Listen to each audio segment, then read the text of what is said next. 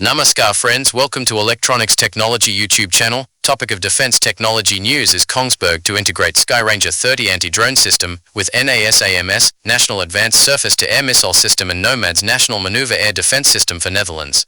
Kongsberg Defense and Aerospace has signed a contract with Rheinmetall Air Defense to deliver its command and control solution for the Skyranger 30 mobile air defense system. The end customer under the agreement is the Dutch Ministry of Defense.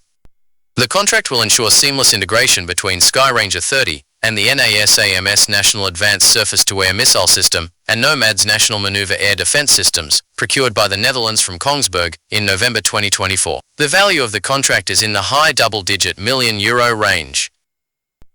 Having Skyranger 30 in the same network as NASAMS National Advanced Surface-to-Air Missile System and NOMADS National Maneuver Air Defense System, with its combat-efficient command and control architecture, enables the Netherlands to deploy the most flexible solution in the market, covering a wide range of air defense missions, to include countering small and medium-sized drones, said Kjetil Meyer, Executive Vice President of Division Defense Systems at Kongsberg.